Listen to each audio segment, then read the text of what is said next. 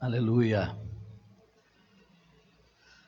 Muito alegrou meu coração saber que teria esse tempinho junto com vocês. Alegria já poder ter abraçado uns quantos, mas eu gostei de abraçar todos. Um por um. Vocês são muito preciosos.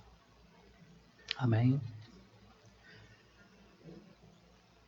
Queria compartilhar algo com vocês, começando por algo parecendo óbvio,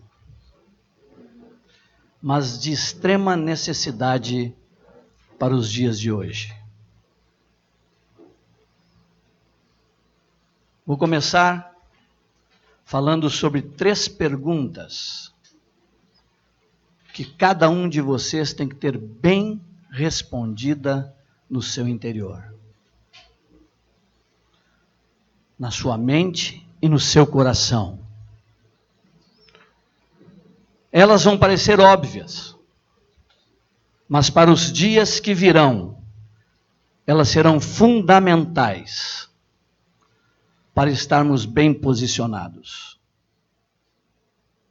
A primeira pergunta é: Deus existe?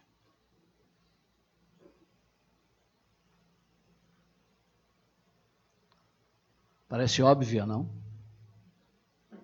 Depois que cantaram o que cantaram, depois de pular o que pularam, depois de declarar o que declararam, depois de orar, eu venho aqui e pergunto, você tem que responder essa pergunta: Deus existe? Amém? Mas responda para você. Mas você tem que ter essa resposta muito bem definida, porque nesta sala é fácil dizer isto, mas o que vem para diante de nós, o que vem adiante, essa resposta tem que estar muito bem firmada e clara em teu coração. Em momento de paz, em momento de tranquilidade, sim. Mas o que nos espera não é isto. A vinda do Senhor é eminente. Não quero dar datas, não posso precisar datas, mas vou exagerar, 20 anos, vou exagerar. Então esta resposta tem que estar muito bem definida e aclarada dentro de você. Deus existe. Ou eu vivo num ambiente religioso agradável, que me faz bem, que me traz bem à minha consciência, que eu fui criado nele, eu convivo com ele, eu conheço Deus.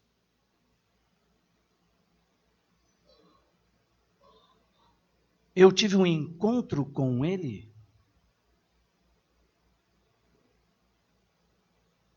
Em 1900 e vovô mocinho, eu já posso fazer assim, né? Vovô mocinho. Eu procurei Deus. Mas como eu procurei Deus? Foi num sonho. Eu tinha 17 para 18 anos. E de repente eu tive um sonho, e para mim era assim, primeiro antes do sonho, o que eu pensava era assim: é a vida aqui e não tem mais nada. Morreu, acabou, terminou. Assim como eu vim e não sei de onde, eu vou e não sei para onde, e não tem para onde ir. É uma vida aqui e eu tenho que tirar o máximo dela. Essa era a minha máxima na minha mente. E eu vivia intensamente isto. Até que... Belezinha? Até que eu tive um sonho. E nesse sonho eu morria. Mas tinha algo depois. E eu fiquei impactado com aquilo. Deus trabalhando já, pois já provavelmente tinham pessoas orando. Eu fiquei impactado com aquilo e naquele momento eu começo a perguntar: Deus existe ou não? E eu tenho que ter esta resposta. Eu não posso continuar vivendo sem esta resposta, porque se ele não existe, é bobagem eu entrar em qualquer esquema religioso. Mas se ele existe, é idiotice viver a não ser para ele. Então, com 17 anos veio esta pergunta à minha mente e eu comecei a buscar, a tentar ver se Deus existia ou não. E eu saio atrás de procurar.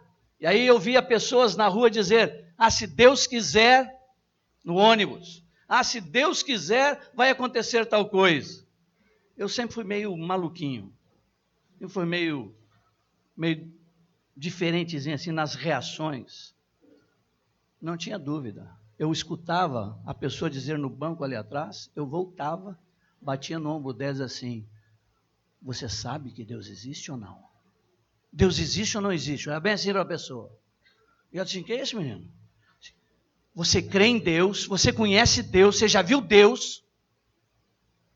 E ele dizia, não, usando uma expressão, todo mundo disse, Deus quiser. Digo, então é da boca para fora. Você não tem convicção da existência dele, você não conhece ele. Por que você está falando isso então? Outro lá, numa outra, graças a Deus eu ia. Você conhece Deus? Você já encontrou com Deus? Você já viu Deus? Você tem plena convicção da existência de Deus? Você teve um encontro com Ele? Você conhece Ele? De novo, a resposta era, é isso, menino. Claro que Deus existe, mas é uma expressão. E assim eu fiquei durante 6 meses procurando Deus para responder esta pergunta no meu íntimo. Ou Ele existe, eu vou viver para Ele, ou Ele não existe, eu vou botar para quebrar. 6 meses depois, eu tenho um encontro com Ele. E a minha pergunta para Ele, que eu dizia, às vezes na minha insanidade naquele momento, eu pensava que estava insano, eu dizia assim, se tu existe, estou conversando com nada, mas se tu existe, te apresenta para mim. Vem até mim, estende tua mão, pega na minha mão e diz, muito prazer, eu sou Deus, eu vou dizer, muito prazer, eu sou Mário, e eu quero te conhecer. Mas tu tem que te apresentar para mim. 6 meses depois, eu vou para um encontro de jovens como esse aqui. Aqui deve ter quanto? 135, 150? Por aí? Era um encontro de jovens assim. Uns 120 mais ou menos. 20 de julho de 1974. Não esqueço a data, porque marcou minha vida. 20 de julho de 1974, 10 horas da noite, eu tive um encontro com Deus. Eu usava um cabelo comprido, sempre gostei de usar a mãozinha no cabelo, cacuete, hábito, e eu estou lá, frio, Santa Maria, sobre um monte, esse retiro é em cima desse monte, muito frio, enrolado num cobertor, e o pastor tinha uns 26 anos, esse homem, de um grupo denominacional, e ele vira e diz assim, vamos falar com Deus. E eu pensei comigo, eu vou falar com alguém que eu não sei se existe e não conheço. Eu vou dormir. E eu me joguei para trás, na relva, tinha uma fogueira, deitei, me cobri e fiquei olhando para o céu, estava uma noite linda, podem procurar na internet, 20 de julho de 74, vocês vão encontrar lá os registros, o céu estava limpo, havia uma lua linda, estrelas, e nesse momento esta pergunta me foi respondida. Deus se manifesta sobre mim, eu tenho um encontro com o Senhor, Ele fala comigo, e Ele se apresenta para mim, e eu conheço Deus.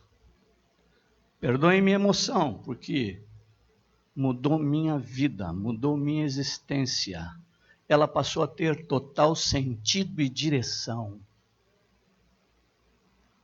Sabe o que acontece comigo? Eu sou muito calmo, muito tranquilo, uma pessoa de reações leves. Eu urrei, eu gritei, eu assustei todo mundo, eu comecei a berrar.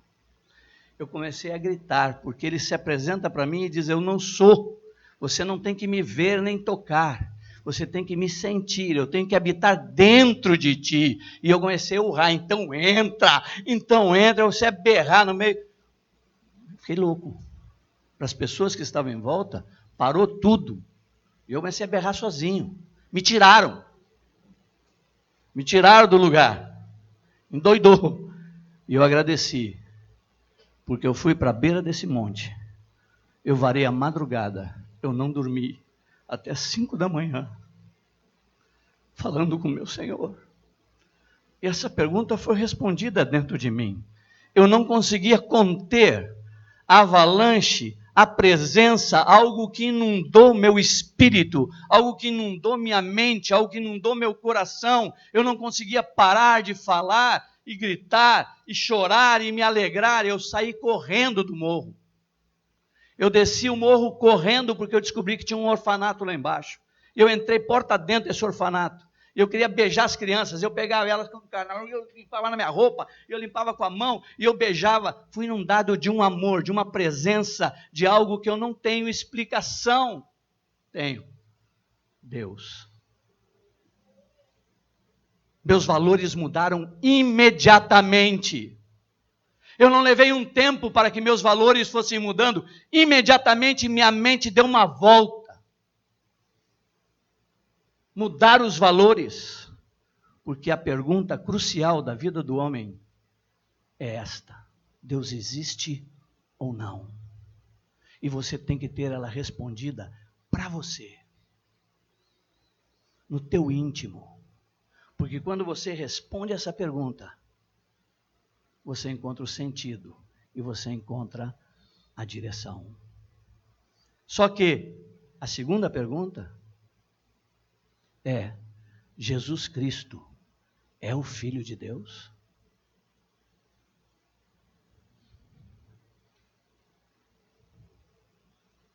Já passaram muitos homens nessa terra bons.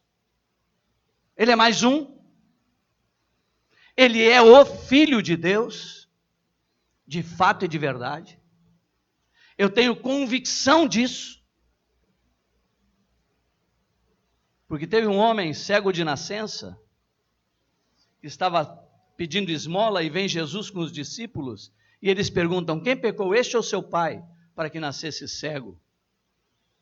E Jesus responde: nem ele nem seus pais, mas é assim para que se manifeste nele a glória de Deus. E ele vai, cospe, passa nos olhos dele e manda ele se lavar no tanque. Esse homem era cego, então não tinha visto quem fez isto com ele. Até então ele não enxergava nada, ele ouviu apenas uma voz que disse para ele fazer algo, e ele obedece, faz e é curado. E quando ele volta curado, ele volta como todo aquele que recebe uma dádiva, uma bênção. Volta quieto, mudo, sem expressão. Volta com uma gratidão enorme. Os fariseus o interpelam para saber o que aconteceu e perguntam: quem te fez isto? E a primeira resposta dele, sabe qual foi? Em João 9, o homem chamado Jesus. Até aquele momento, Jesus era apenas mais um homem, igual a todos os homens. Essa era a revelação que ele tinha. Jesus era apenas um homem. Quando segue a discussão com ele os fariseus perguntam: e tu, o que dizes que ele é? Aí ele para e diz: não, ele é mais que um homem, ele é profeta. Melhorou. Já não é um homem igual a todos os homens, mas é um homem que tem lampejos de Deus, porque ele é um profeta. Ele fala da parte de Deus, fala coisas de Deus, mas não significa que tudo que ele fala é de Deus. Ele é um profeta. Aqui há um crescente numa revelação de quem é Jesus. Por isso eu pergunto: quem é Jesus para você? É apenas um homem igual a outros homens? É apenas mais um profeta? Quando chega no fim do capítulo, Jesus encontra com ele. A voz ele reconheceu, porque se era cego, a audição dele era maravilhosa, aguçadíssima. Não fala que ele era surdo, então ele tinha uma boa audição. Então, quando Jesus encontra com ele, Jesus faz a pergunta para ele: crês tu no Filho do Homem? Não mais num homem só, num profeta, mas no Filho do Homem. E a resposta dele é: quem é ele, Senhor, para que eu nele creia? E Jesus diz: é o que fala contigo. Então ele o adora e se rende. Não é mais um homem, não é mais um profeta, ele é o Filho de Deus. Você tem essa resposta? Porque se ele é o Filho de Deus, o Verbo encarnado, de fato, não são algumas coisas que ele disse que importam. Tudo que ele disse é importante. Amém? Terceira pergunta que nós temos que responder. A Bíblia é a palavra de Deus? Ou é um livro inspirado em algumas coisas, em outras? Tem coisas que servem, eu escolho o que serve e o que não serve. Eu defino e determino o que eu quero e não quero, ou ela é aonde está toda a instrução de Deus para as nossas vidas? Porque a hora que eu entendo, que eu respondo, Deus existe, Jesus Cristo é o Filho dele, e esta Bíblia é a palavra dele, eu tenho norte, eu tenho sentido, eu sei para onde vou, eu sei o que eu tenho que fazer. Não há mais dúvidas. Nenhum livro suplanta o que está neste livro. Digam os homens o que disserem, provem os homens o que provarem. Se eu respondi que Deus existe, que Jesus é o Filho dele, e esta é a sua palavra, nada muda meu curso. Nada me desvia do alvo. Nada me faz retroceder. Porque eu não sigo a fé de alguém. Eu não sigo a religião de alguém. Eu tenho um relacionamento com o próprio Deus. Ninguém me tira isto. Ninguém nunca me tirou isso, desde 1974. A hora que eu compreendi estas coisas, amados, não existia espaço para outra coisa em minha vida, a não ser fazer a sua vontade, a não ser me entregar de todo o meu coração, com todas as minhas forças, com todo o entendimento que eu tinha, para Ele usar de conformidade com aquilo que Ele tinha estabelecido para a minha vida. Amém? 3 perguntinhas, óbvias. A intensidade desta experiência de 74 move minha vida até hoje. Nunca houve espaço em minha mente e coração para qualquer outra dúvida. Não houve mais dificuldades para entender o propósito para a minha vida e como eu tinha que andar. A minha leitura da Bíblia no primeiro mês, eu engoli este livro. Eu lia desesperadamente, mas os 4 evangelhos. Em um mês tinha lido não sei quantas vezes, porque eu não conseguia parar de ler. E quanto mais eu lia, mais apaixonado eu ficava pelo Senhor. Fui expulso desse grupo 1 mês e meio depois. Sabe por que eu fui expulso? Porque eu cheguei no meio do encontro, tinha lá um lúdio, pós-lúdio, pré-lúdio, meio-lúdio, depois do lúdio, tinha coral, tinha um montão de coisa, gente muito bem arrumada, paramentada, era uma coisa bonita, e eu lá, fervendo com essa experiência, conhecendo Deus e querendo comer a Bíblia, que era um doce, era mel. Aí eu interrompi o pastor no meio de uma preleção dele, como eu estou fazendo aqui, o sermão dele, tudo arrumadinho, tudo ajeitadinho, e eu no meio, levanto lá no meio, estava assim mais ou menos aí, meio aí onde vocês estão aí no meio aí. Aí levantei, cabeludo ainda. E, pastor! Ixi, foi aquele...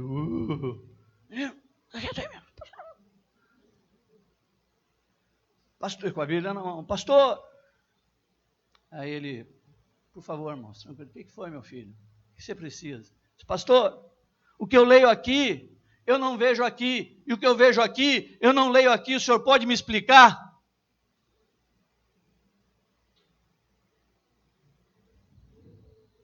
Era uma perguntinha simples.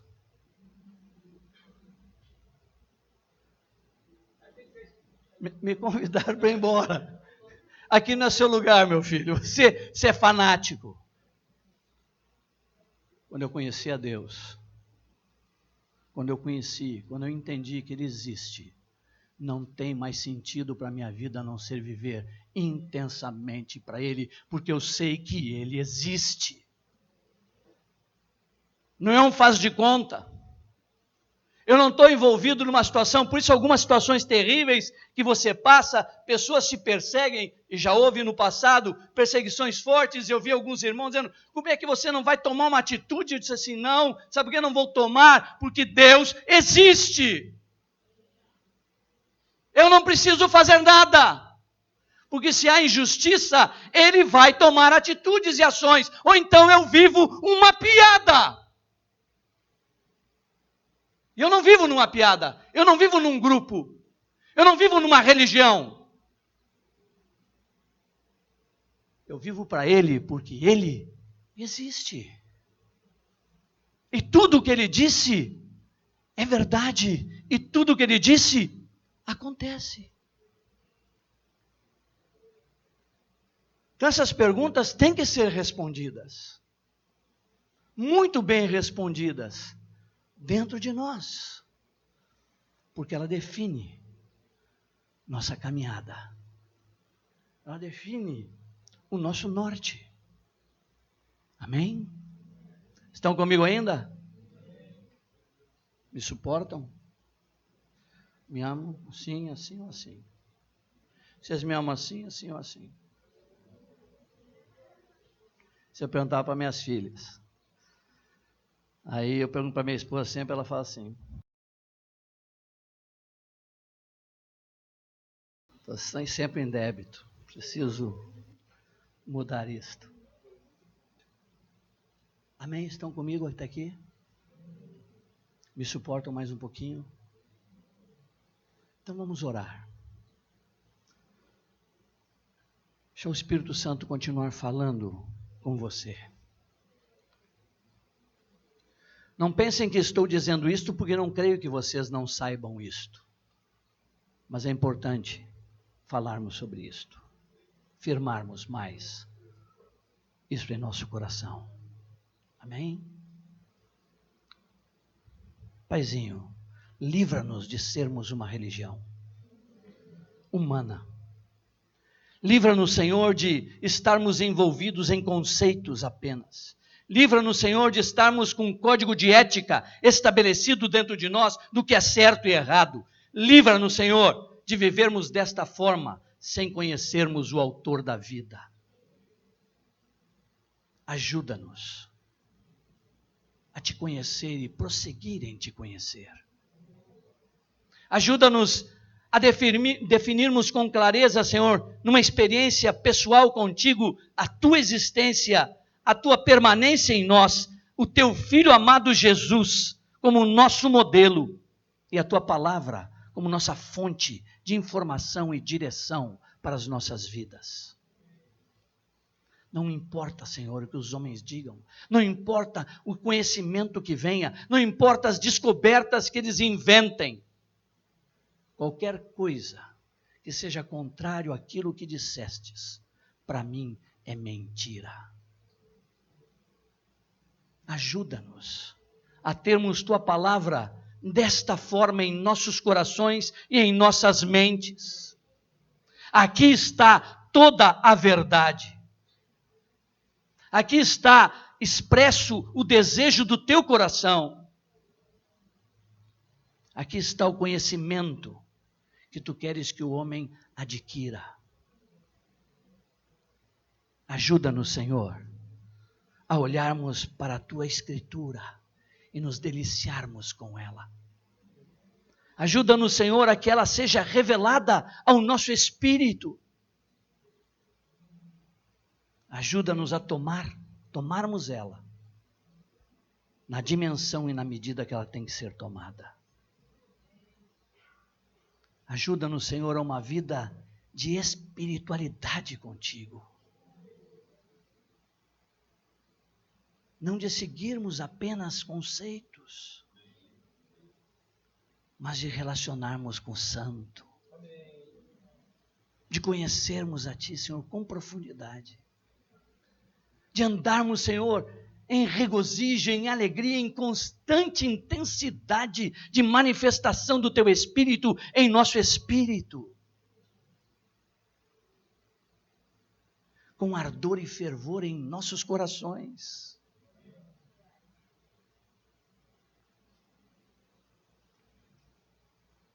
Ajuda-nos, Senhor.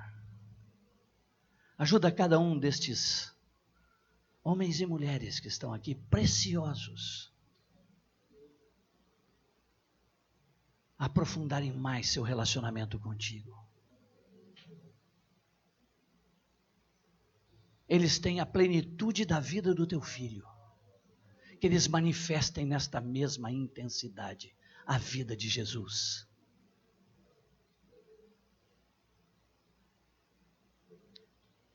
Toma-nos em tuas mãos e ajuda-nos. Te peço em nome de Jesus. Estão comigo ainda? Hoje eu acordei querendo contar história antiga. Histórias de quando, acreditem, já fui jovenzinho. Já fui. Eu quero continuar contando esta experiência primeira, veio para esta segunda que eu vou contar agora. Porque eu tenho uma pergunta em meu coração para vocês nesta manhã. Além destas três.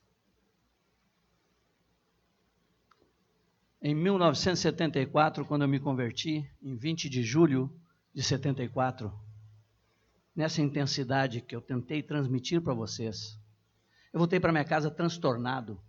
Meu pai e minha mãe, meus pais eram bem mais... Eu era o 10º filho, pra vocês terem uma ideia. Meu pai, quando eu nasci, tinha 51 anos, ele já tinha 2 netos.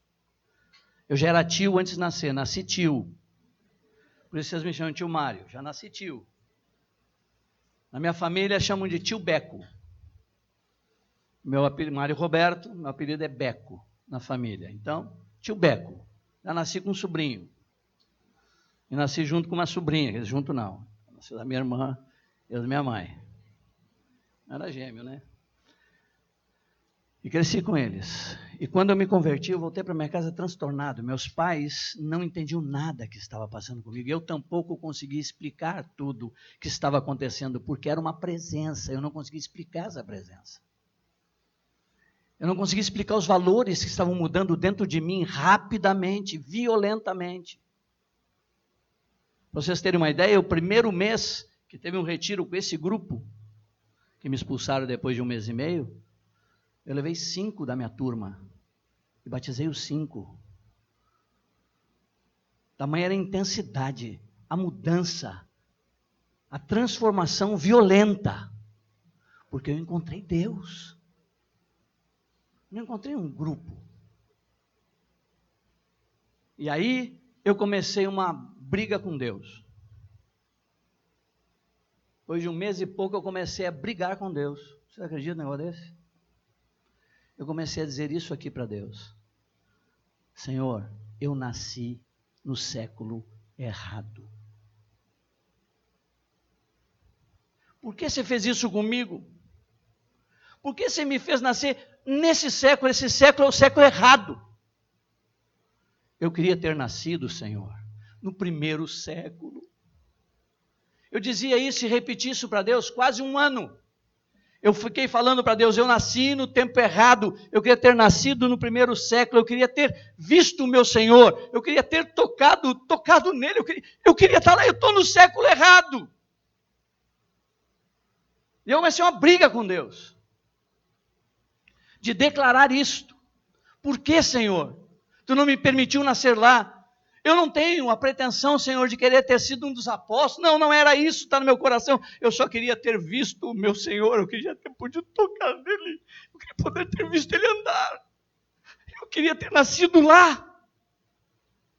Por que tu não me deixou nascer lá? Isso foi, desculpe a emoção, porque eu me recordo da minha briga. Mas tu sabe como é Deus, não? Quando você pergunta demais, ele responde. Ele vai dizer, filho, filho, você tem certeza, filho? E Deus me levou para o que nós vamos agora. Abram as Bíblias de vocês, por favor.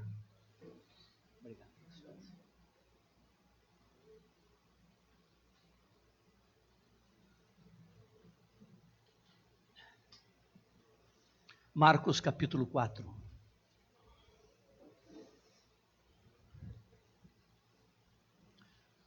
Está fixada a pergunta que eu estava fazendo, porque nós vamos fazer uma leitura longa.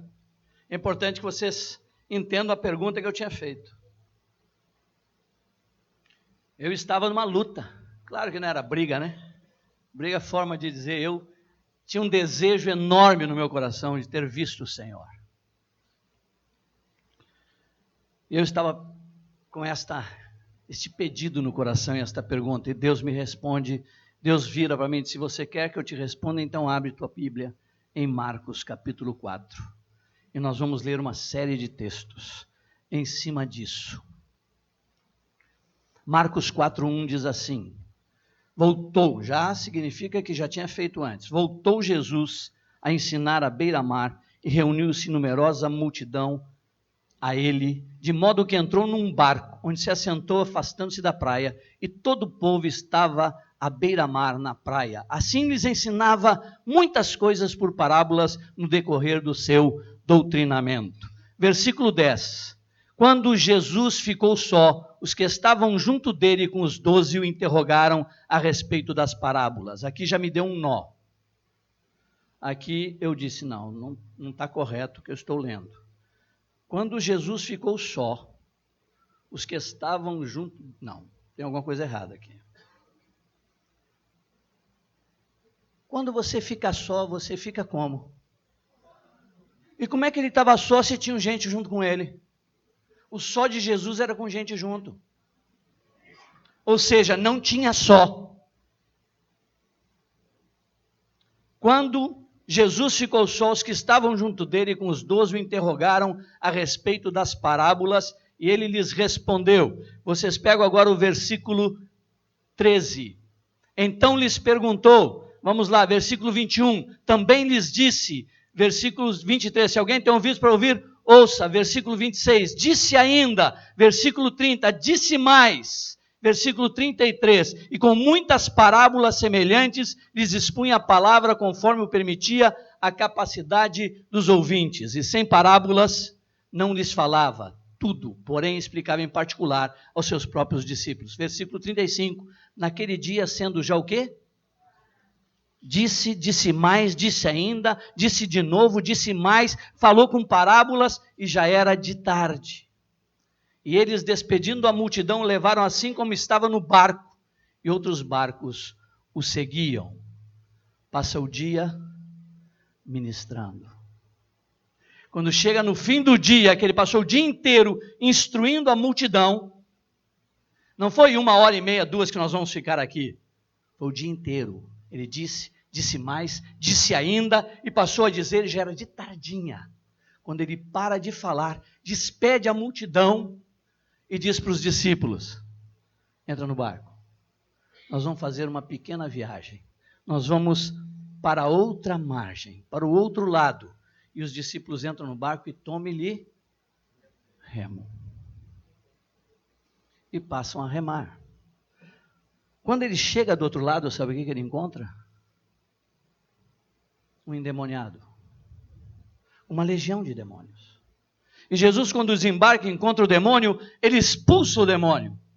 E quando ele expulsa o demônio, os porcos são tomados pelos demônios, eles se lançam no mar e as pessoas vêm até Jesus e pedem para ele ir embora. E ele entra de novo aonde? No barco. Então ele passa o dia ministrando, passa a noite viajando, tome-lhe remo, encontra um demônio, expulsa demônio, entra no barco, tome-lhe remo, e quando ele chega do outro lado, sabe o que ele encontra? Uma multidão, porque souberam que ele está voltando e foram rapidamente, e ele encontra a multidão, e ele passa a ensinar, enquanto ele está ensinando de novo, prestem atenção, passou o dia ministrando, passou a noite viajando, encontra o endemoniado, expulsa o demônio, entra no barco, volta remando, volta os discípulos, tome-lhe remo, chega do outro lado, encontra uma multidão, ele começa a ensinar de novo, enquanto ele está ensinando, vem um homem e lhe diz assim: vai comigo até minha casa, porque minha filha está enferma, está à morte. Era Jairo, e ele para tudo e disse: vou com você. E ele desce, quando ele desce, puxam daqui, puxa dali, puxa de lá, a multidão toma conta em volta, ele diz assim, e uma mulher toca nele e é curada. Passa o dia ministrando, passa a noite viajando, tome-lhe remo, quando o endemoniado expulsa demônio, entra no barco, tome-lhe remo, quando a multidão começa a ensinar, um homem lhe chama, ele vai com esse homem, o povo começa a puxar daqui, puxar de lá, uma mulher lhe toca, é curada, ele pergunta: quem me tocou? Pensa numa perguntinha, que os discípulos até olhavam esse Senhor, está todo mundo te tocando, quem me tocou? Porque de mim saiu poder ou virtude. E a mulher curada diz: fui eu, Senhor. Passa o dia ministrando, passa a noite viajando, tome-lhe remo, expulsa demônio, entra no barco, tome-lhe remo. Quando a multidão começa a ensinar, um homem lhe chama, ele sai com esse homem, a multidão lhe toca daqui de lá, uma mulher é curada, e ele vai até a casa de Jairo. Quando ele chega na casa de Jairo, as pessoas que estavam lá dizem: por que incomodas o mestre? Tua filha morreu. Pensa uma notícia fácil de ser dada, e davam assim com a maior facilidade: tua filha morreu, pode incomodar o mestre. Aí Jesus diz: não, ela só dorme. Ele entra, ressuscita a filha de Jairo, passa o dia ministrando, passa a noite viajando, tome-lhe remo, expulsa demônio, entra no barco, tome-lhe remo, contra a multidão, começa a ensinar, um homem lhe chama, ele desce, a multidão lhe pega, lhe puxa, cura uma mulher, ressuscita a filha de Jairo, olha para os seus discípulos assim: vamos descansar. Não, vamos para a minha terra. E eles vão a pé 20, 30 quilômetros. Quando chegam lá, mas agora vamos descansar. Ele entra na sinagoga e começa a ensinar. Passa o dia ministrando, passa a noite viajando, tome-lhe remo, expulsa demônio, entra no barco, tome-lhe remo, contra a multidão, começa a ensinar, ele chama um homem, ele desce, ele puxa daqui, ele puxa de lá, uma mulher é curada, ressuscita a filha de Jairo, vamos para a minha cidade, saem a pé até a sua cidade, chegam até a cidade deles, é agora o que vai acontecer, entra na sinagoga, começa a ensinar, quando ele termina de ensinar, ele chama os 12 assim: vocês vão agora pregar nas cidades circunvizinhas, com autoridade para isso, e os discípulos saem a pé para pregar e pregam. Quando eles voltam cheios de alegria. O rapaz diz: olha, a alegria é estar os nomes de vocês escritos nos céus. Vamos descansar. Uau! Passa o dia ministrando a noite, viajando, tome-lhe remo, expulsa demônio, entra no barco, tome-lhe remo, ensina, encontra uma multidão, começa a ensinar, desce, é puxado aqui de lá, cura a mulher, ressuscita a filha, vai a pé até a sua cidade, chega na cidade, começa a ensinar na sinagoga, depois que ensina, chama os discípulos, envia de 2 em 2, eles vão para a cidade, quando eles voltam, não sei quanto tempo levou isso, eles voltam, encontram com ele e dizem assim: vinde à parte repousar. E sabe como é que era o repouso? Entrar num barco e tome-lhe remo. E sabe o que acontece do outro lado? Quando eles chegam do outro lado, tem uma multidão esperando. Pedro botou a mão e vai começar tudo de novo. Eu imagino que Pedro pode ter dito isso, não está na Bíblia. Imagino que ele pode ter dito isto.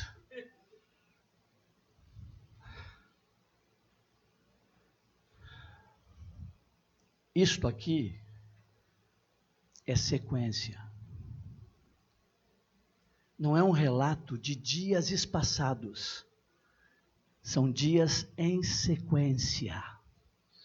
Passa o dia ministrando, passa a noite viajando, tome de remo, expulsa demônio, entra no barco, tome de remo, encontra a multidão, passa a ensiná-la, é chamado, desce, é puxado para cá e para lá, cura a mulher, ressuscita a menina, vai a pé até a sua cidade, entra na sinagoga, ensina, envia seus discípulos de 2 em 2, entra no barco para repousar, porque aqui diz que não tinha um tempo nem para comer. E quando chega do outro lado, encontra uma multidão. E neste momento aqui, você não ouve e não vê nenhum relato do discípulo dizendo: eu não estou aguentando mais, agulha nos pés, as mãos, calo nas mãos de tanto remar. Você não ouve murmuração? Você não ouve reclamações? E quando chega nesta multidão, ele começa a ensinar de novo. Ele multiplica os pães. E quando ele multiplica os pães, eles entram de novo aonde? No barquinho. E toma ele remo. E uma tempestade. Quando eu li tudo isto, lembrem da minha pergunta? Lembrem do meu questionamento com Deus? Lembram? Eu queria ter nascido no primeiro século. Quando eu li tudo isto, Deus falou assim comigo: está afim?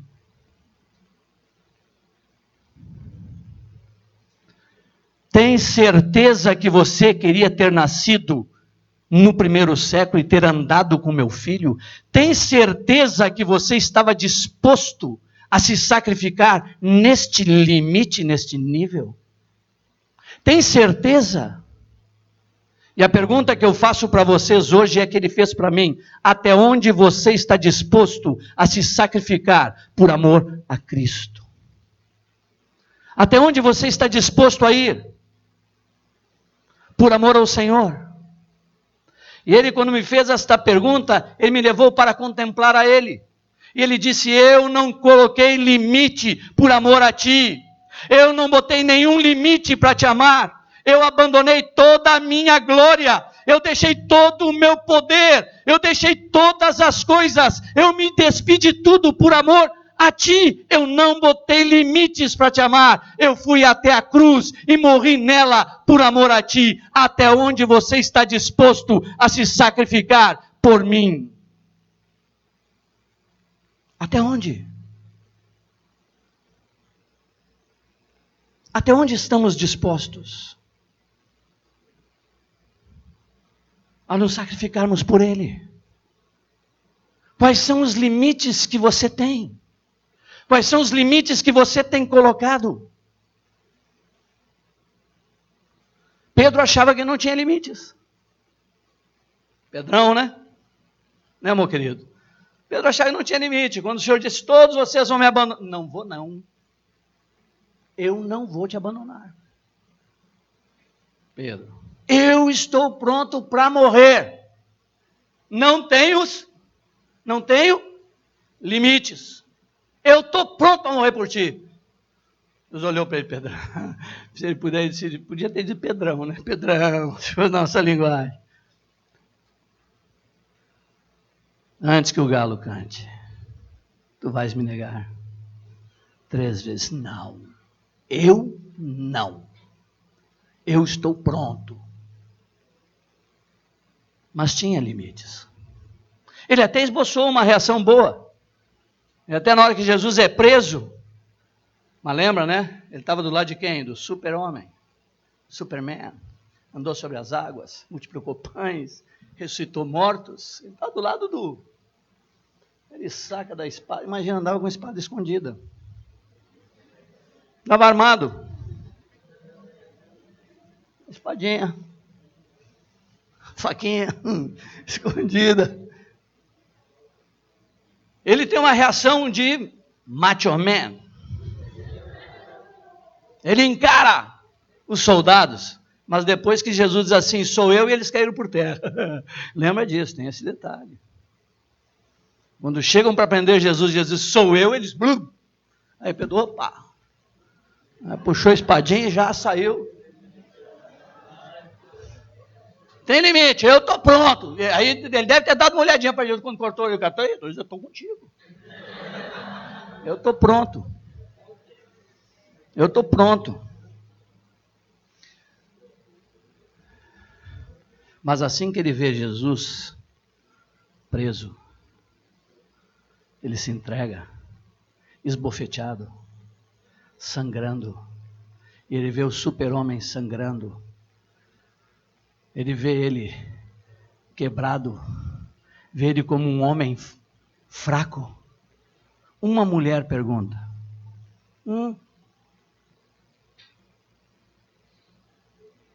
cheguei agora.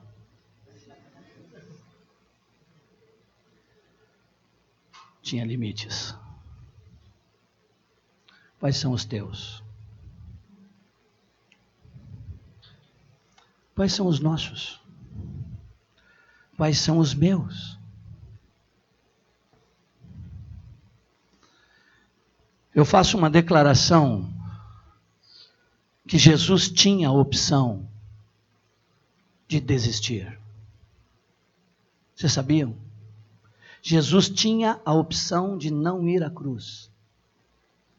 Uma legião de anjos desceria para servi-lo e levá-lo, porque não havia nele pecado. Ele podia desistir, porque se Jesus não tivesse a possibilidade de desistir, ele não morreu por nós, ele morreu por si mesmo.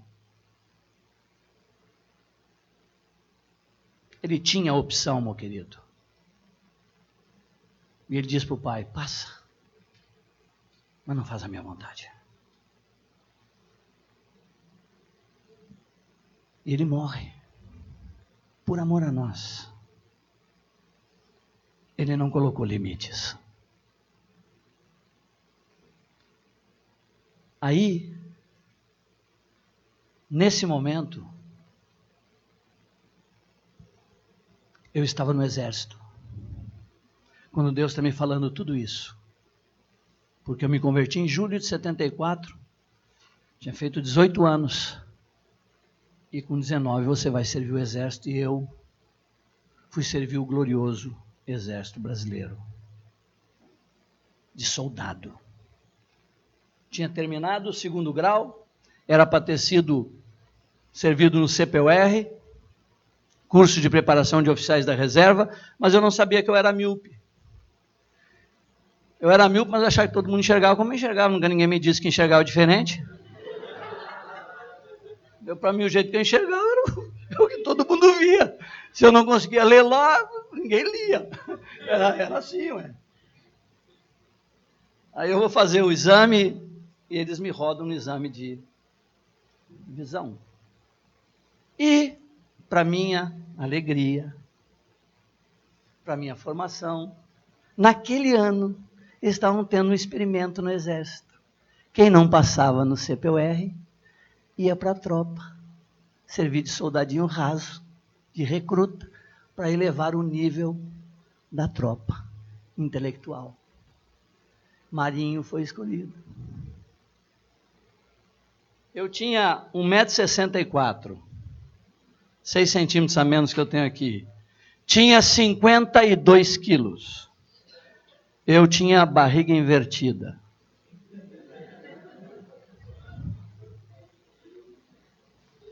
Aí eu vou para o exame médico.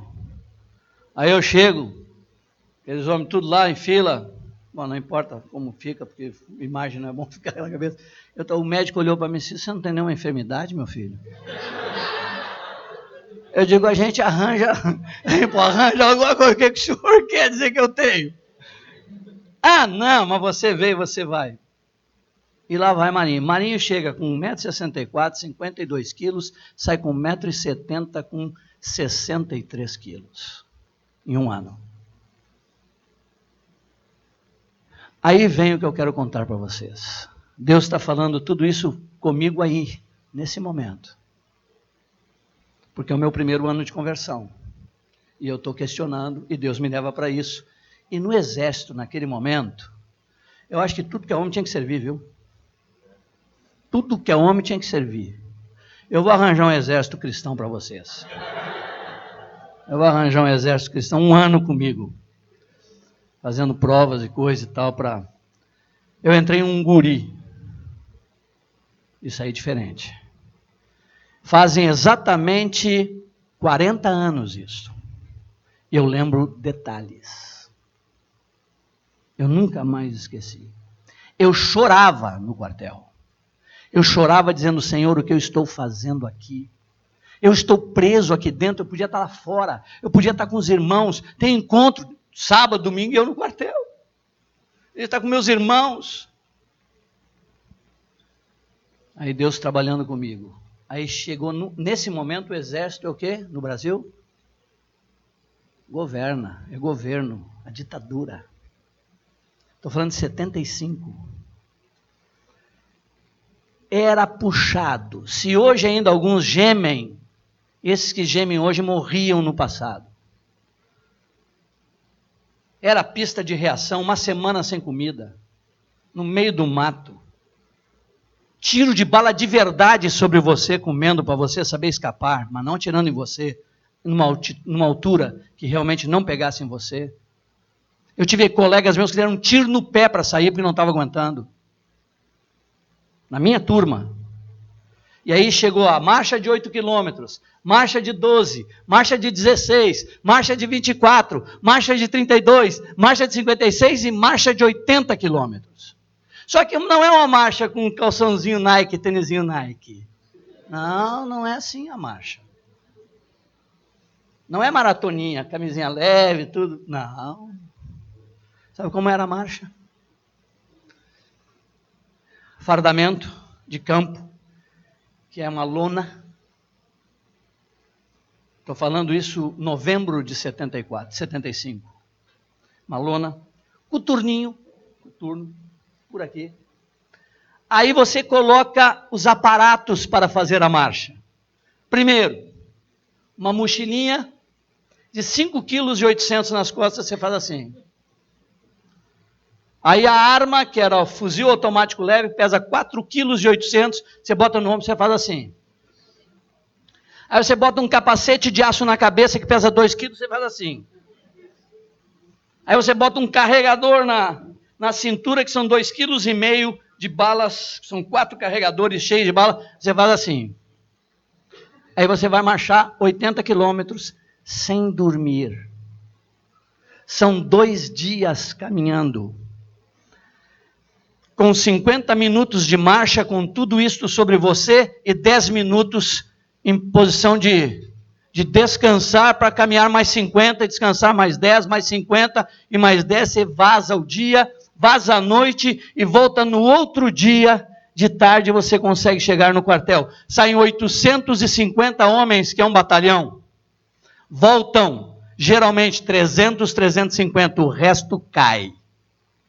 Vão 3 ambulâncias atrás, para ir recolhendo os feridos, os acabados. E você vai vendo, aí eu já estava um pouquinho mais alto, um pouquinho mais fortezinho. Aí tinha o testa da minha companhia, que era o Oliveira, tinha 1,95 m, o Oliveira desabou, tinha buf. E você vai vendo tenente desabar, sargento desabar, companheiro desabar, e todo mundo desabando, e você lá. Quando você chega no quartel, e vem esse grupo bem reduzido de homens, graças a Deus eu consegui chegar, você entra, eu tenho uma foto dessa entrada, porque os caras tiram foto para depois você comprar. Eu tenho uma foto, meu tenente tinha um bigodão, estava onde num trem assim, e ele está assim, ele estava firme, olhando para o lado, e eu estou com barriga para dentro, todo encolhido assim, tentando levantar o pescocinho, mas entrei. E quando cheguei no quartel, eles começam a tocar essa nobre infantaria, aí você estufa o peitinho, eu consegui! E você entra todo...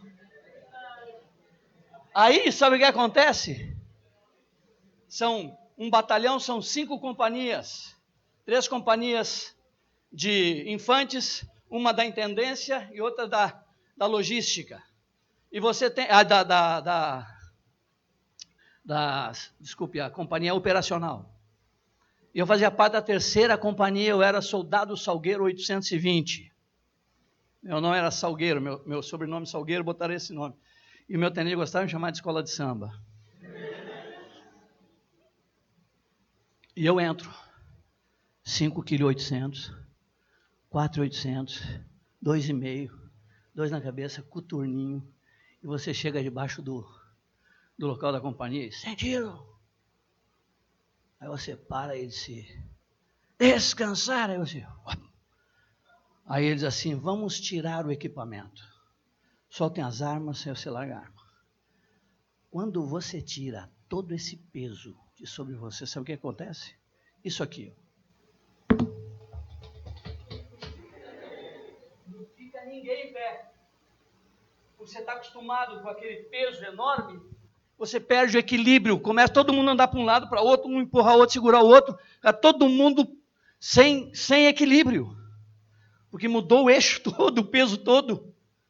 Aí você está naquela agonia ali, o cara diz, sentido, e aí você tem que ficar no sem, fica ali, aí vem o comandante, parabéns, vocês soldados nobres, conseguiram caminhar os 80 quilômetros e chegaram, eu quero dar um prêmio para vocês, vocês vão correr 5 quilômetros aqui na... Sério, não era brincadeira.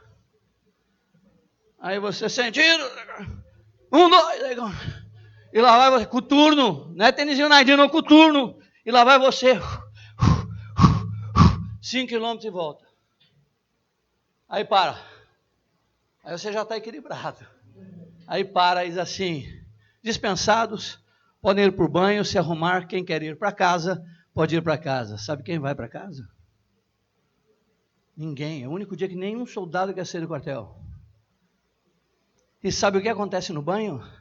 Não tinha uma dobra em mim, qualquer dobra minha, aonde tinha ficado algum aparato que não estava sangrando.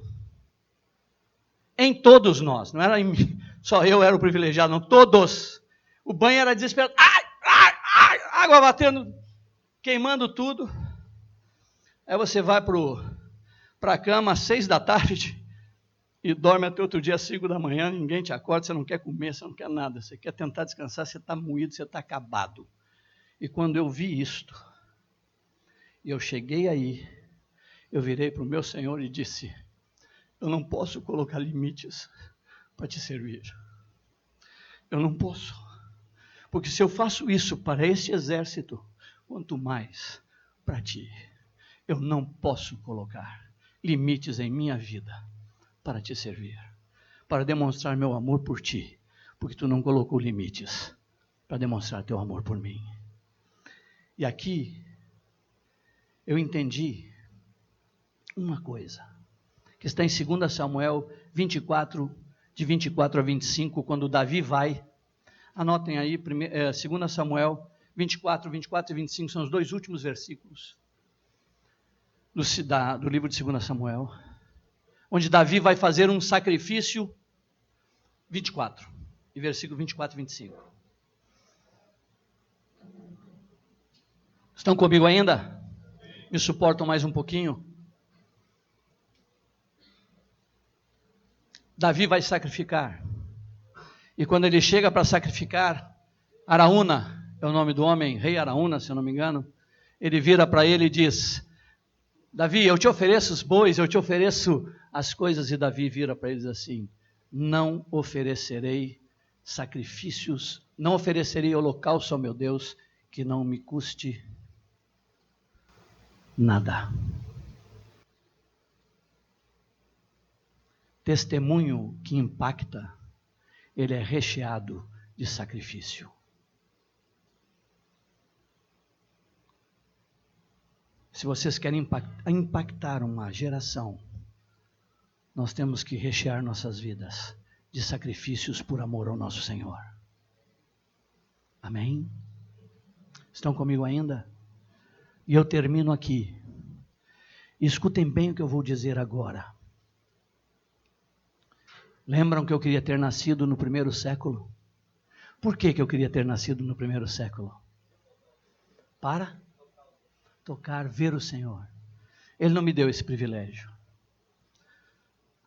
Perdão minha emoção. Mas Ele está dando um privilégio para essa geração. Vocês verão o Senhor voltar. E eu quero estar aqui ainda. Eu quero ter esse privilégio de ver meu Senhor voltando. Eu quero poder contemplar a Ele. A primeira geração, os do primeiro século, tiveram o privilégio de vê-lo, tocá-lo, andar com Ele. Mas sofreram muito para estabelecer o reino. Sofreram perseguições terríveis para estabelecer o reino. Foram mortos, cerrados, cortaram as cabeças, foram crucificados para estabelecer um reino. Eles tiveram um privilégio, eles viram, sofreram por ele e estabeleceram o seu reino. Nós somos a última geração e nós temos um privilégio. Nós vamos ver o Senhor, mas nós vamos sofrer muito. Não para implantar o reino, mas para manter este reino de Deus. Para manter os princípios do nosso Senhor. Para manter a vida do Senhor pulsante e verdadeira em nós. Para expressar um testemunho a uma geração perdida, acabada, que não tem mais referências. Nós vamos ter esse privilégio, mas nós vamos sofrer. Por isso é importante responder aquelas 3 perguntas e entender quais são meus limites. Pedro teve limites, mas Jesus chamou Pedro e disse para ele: você vai passar os limites. E ele chama Pedro de novo, e Pedro anda com ele, e ele pergunta: Senhor, e eu? Ele disse: agora você está pronto, você dará sua vida por mim. E Pedro morre de cabeça para baixo, crucificado por amor ao seu Senhor. O Senhor levou ele a superar o limite dele, o medo da morte. O Senhor levou ele a superar o medo da dor, o medo de enfrentar as coisas por causa deste Senhor. Deus está nos preparando, amados, porque a volta dele é iminente, e nós temos que estar preparados para manter os princípios desse reino, que estão sendo abalados para todos os lados, inclusive dentro da igreja. Amém? Que o Senhor forme de vocês um exército assim, um exército inabalável para Ele nesses últimos dias. Amém? Fechemos nossos olhos e oremos. Se gastar, eu ouvi um irmão falar, se gastar é ir até o limite que você se programou. Se deixar gastar é passar dele. Fazer sentido prático a expressão. Se gastar, hoje até meia-noite eu vou estar com os irmãos, mas depois eu vou, mas daqui a pouco um quer ficar mais. Aí é se deixar gastar, na prática, né, para a gente. Vamos orar. Já que o Espírito Santo trabalhe profundamente em nossos corações, vocês são preciosos demais. Eu sou muito grato a Deus pela vida de cada um de vocês, com sinceridade de coração. Vocês são melhores do que eu fui, muito melhores do que eu fui. Vocês têm muito mais, viu, Senhor amado? Nós queremos, Senhor, com humildade, te pedir que façamos diferença nesta terra. Façamos diferença, Senhor, em nossos relacionamentos. Que expressemos, Senhor, em grande quantidade, a vida do Teu Filho Jesus. Ajuda-nos a que o bom perfume dele seja exalado por onde passarmos. Fique este aroma, o aroma da Tua vida, Senhor, sobre as vidas que tocarmos. Sejam irmãos amados, Sejam irmãos que nós sabemos que são irmãos, mas não relacionamos. Sejam pessoas que nunca te viram. Possamos, ao estar com elas serem impactadas com o teu bom perfume, Senhor, com a manifestação da tua vida. Queremos estar à tua disposição, disponibilizarmos, Senhor, estarmos atentos aos teus avisos, estarmos atentos, Senhor, ao momento que vivemos, estarmos atentos, Senhor, às indicações que tu dá pelos acontecimentos, estarmos apercebidos, acautelados, tranquilos, sensíveis à tua voz, ao teu comando, às tuas direções. Ajuda-nos, Senhor, a não negarmos a ti, a não retrocedermos diante das circunstâncias e das situações que virão sobre o mundo. É um privilégio fazer parte desta geração. E por isto, Senhor, ajuda-nos a mantermos o teu reino em nós, sobre nós e para aqueles que estão perto de nós. Ajuda-nos, Pai. Te peço isso em nome de Jesus. Em nome de Jesus. Em nome de Jesus. Amém, Senhor.